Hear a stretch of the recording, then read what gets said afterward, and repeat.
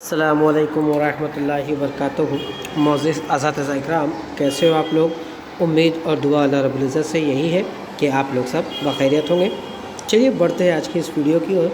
केंद्र शिक्षक पात्रता परीक्षा मतलब CTET central teacher eligibility test. आज हम लोग EVS म्हणजे एनवायरमेंटल स्टडी, पर्यावरण शास्त्र, इसका एक टॉपिक देखने वाले हैं जिसका उपघटक है मधुबनी पेंटिंग।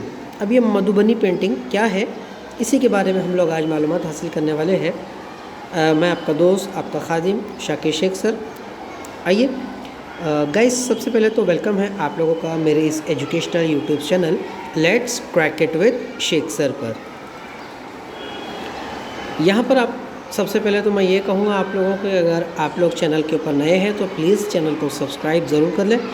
वीडियोस बनाने में बहुत मेहनत और बहुत दिक्कत लगती है और आपके लिए हम लोग ये सब फ्री ऑफ चार्ज लेकर आ रहे हैं। तो आप लोग से बस एक सब्सक्राइब कर दीजिए, लाइक कर दीजिए, शेयर कीजिए, और अगर कोई क्यूरीज़ है तो आप लोग कमेंट में सवाल कर सकते हो।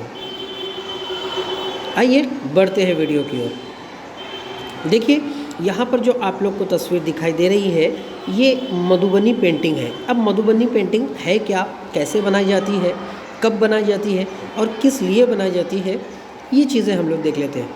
यहाँ दिखाए गए डिज़ाइन को मधुबनी कहते हैं। ये चित्रकला बहुत पुरानी है।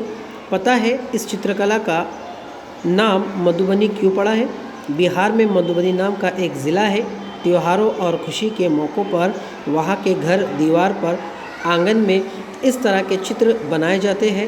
ये चित्र पीसे हुए चावल के घोल में रंग मिलाकर बनाए जाते हैं। ये रंग भी ख़ास तरह के होते हैं। इन्हें बनाने के लिए नील, हल्दी, फूल, पेड़ों के रंग आदि का इस्तेमाल में लाया जाता है। चित्र में कौन कौन से होते हैं? चित्र में इंसानों के चित्र होते हैं, जानवरों के चित्र होते हैं, पेड़ के चित्र होते हैं, फूल के होते हैं, पंछियों के और मछलियों के। इस तरीके से अन्य जीव जंतुओं के चित्र जो तो इसमें बनाए जाते हैं। इनकेस मैं छोटी सी बात अगर आप लोग को शॉर्ट में कहूँ तो मधुबनी पेंटिंग, यूँ कहा जाए कि मधुबनी पेंटिंग का नाम मधुबनी क्यों पड़ा, तो सबसे पहले आप ये बात समझ लीजिए कि मधुबनी जो है तो एक बिहार, जो हमारी रियासत महाराष्ट्र है, इसका एक ज़िला है और इसी ज़िले के नाम पर जो तो इसका नाम पड़ गया है। अब यहाँ पर जो त्यौहार वगैरह होते हैं तो त्यौहार के लिए लोग पेंटिंग्स बनाते हैं और ये पेंटिंग्स जो है तो एक ख़ास तरीके के रंगों से जो तो बनाई जाती है, जिसमें अगर आप लोग कहा जाए तो चावल को पीस कर बनाया जाता है, ठीक है।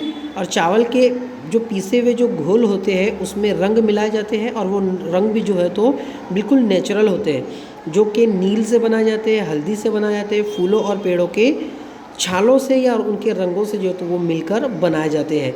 और इसमें ख़ास तौर से ख़ास विषय बात जो है तो इसमें ये है कि इसमें कौन कौन सी पेंटिंग्स बनाई जाती है।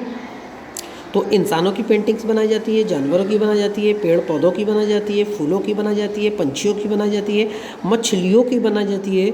इस तरीके से पूरे ज़मीन पर जितने भी जो अन्य जीव जंतु मतलब कि जानदार जितने भी हैं उनकी पेंटिंग्स वगैरह जो तो बनाई जाती है।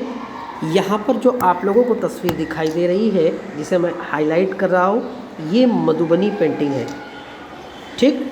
तो ये मधुबनी पेंटिंग है और मधुबनी पेंटिंग के ऊपर 1 मार्क्स का क्वेश्चन CTET में आता ही आता है। तो आप लोग इसको मोस्ट इम्पॉर्टेंट समझ के आगे बढ़िए। उम्मीद करता हूँ गाइस कि आज का वीडियोस आप लोग को समझ में आया होगा, पसंद आया होगा। अगर वीडियो पसंद आया है तो सब्सक्राइब ज़रूर करें। इंशाल्लाह मिलते हैं नेक्स्ट वीडियो में, तब तक के लिए अल्लाह हाफिज़।